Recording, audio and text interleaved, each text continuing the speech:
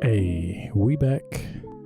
Welcome back, you guys, to Hoops Analysis, home of everything basketball related, man. Listen, man, this is crazy. If you are here, that means you probably just got done listening to the Eastern Conference predictions. If you just watched that video, make sure you go ahead and give that a like if you enjoyed it there. So yeah, I'm gonna go ahead and cover the Western Conference really quick here for you all. The West is absolutely crazy.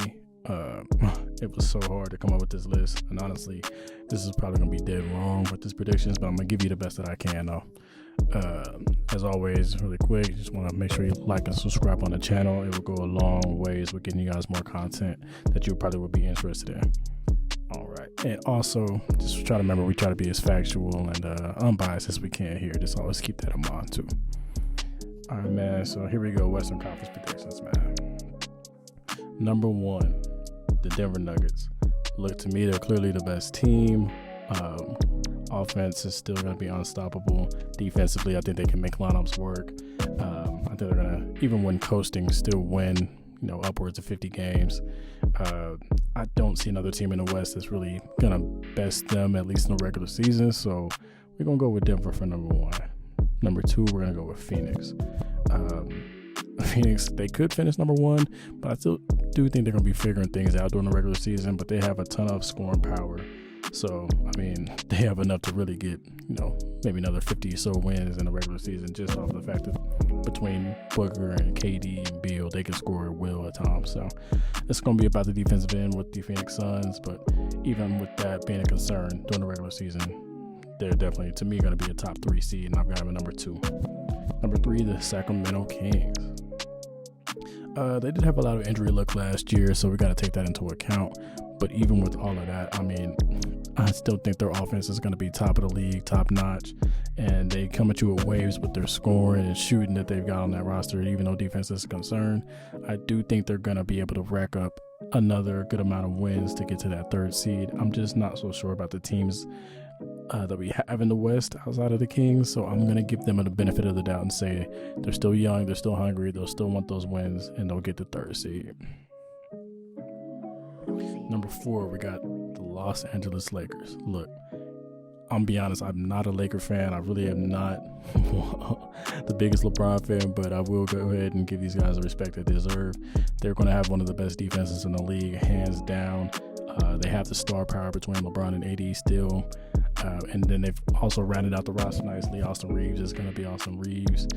D'Angelo Russell will be D'Lo. So, I mean, these guys are going to be talented. They're going to be tough defensively. And with that being said, I mean, I don't see them not being a top 5 seed. So I got a number 4.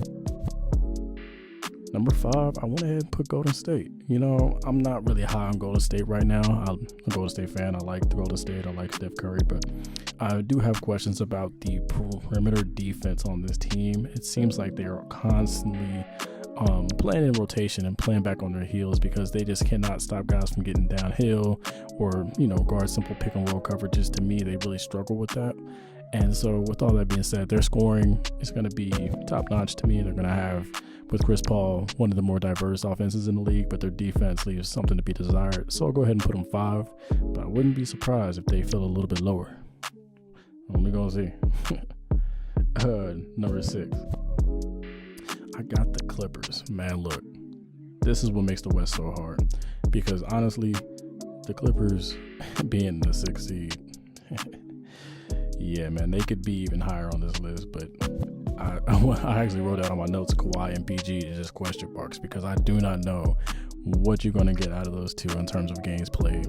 I know they've got the new rules they got in place there for, sitting only 1 star for games, but man, I don't know if you're really going to get production from both of those two over enough games throughout the season to get them high enough in the standings. So I'm going to put them at 6 with the potential to maybe move up to like 3. I mean, that's how good they are, but I don't know about the Clippers, man.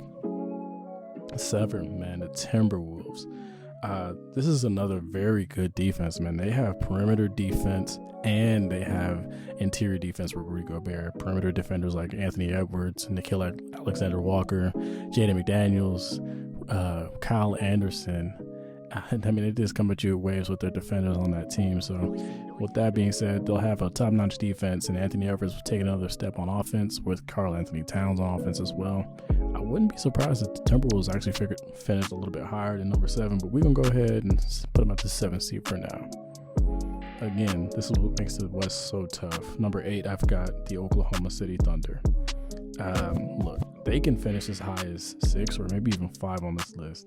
They've got definitely probably the best young talent in the NBA between, Shai Gilgeous-Alexander. They got Chet coming in now, the Jalen Williams kid.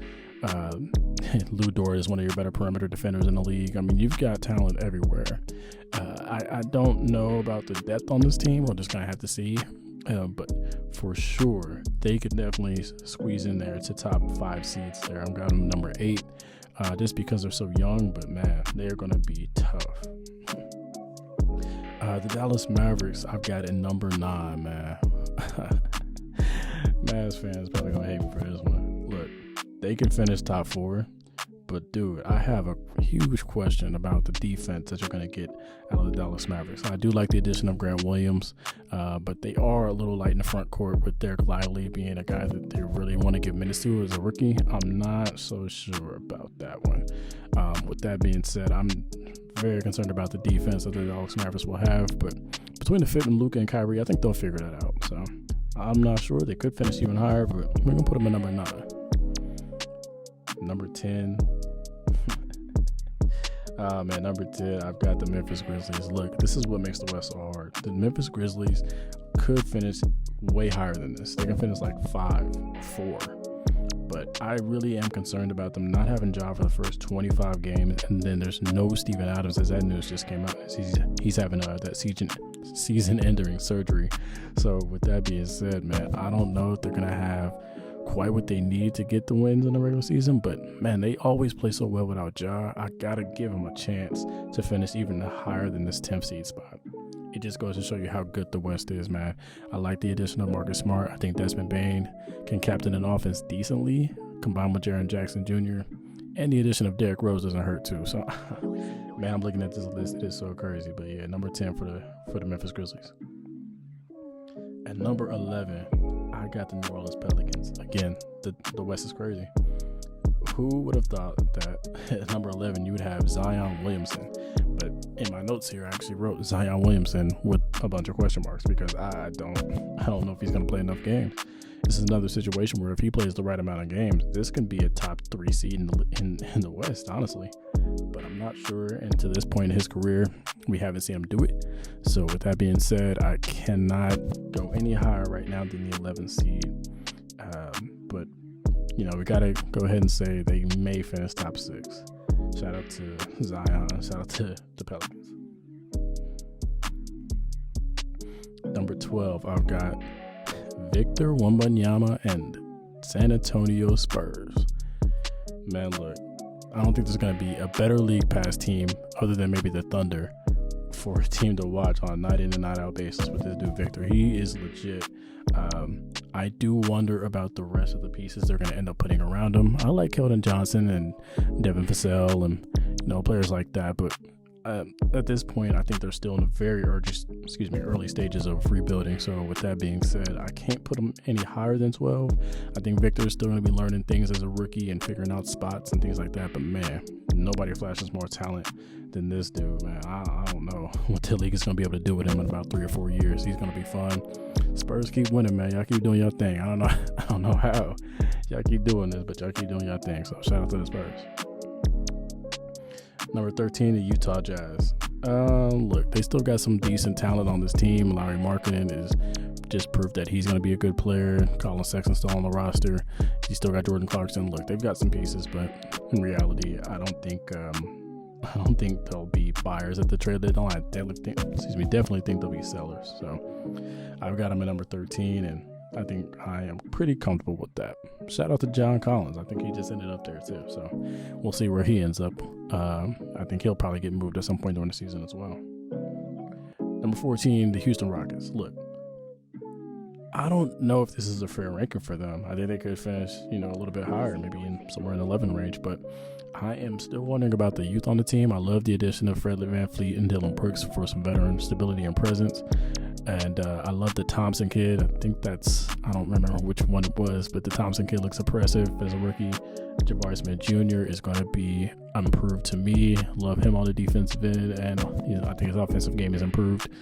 And Jalen Green, we know that he's been looking to build on his game, so they've got some pieces. But man, I don't know if they're quite ready yet to really start stacking up the wins. So I've got them at number 14.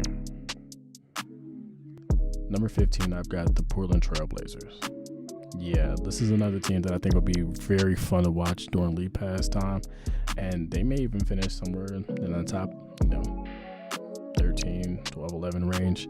I don't have them any higher than that. They're still very young, still in the early stages of the rebuild.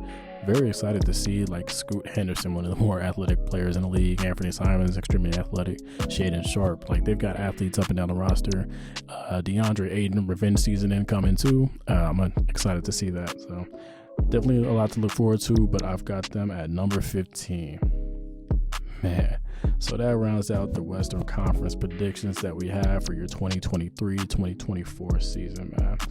This is going to be crazy. Like I said, maybe none of this will be right, but this is the best that I can do with the craziness that is the West.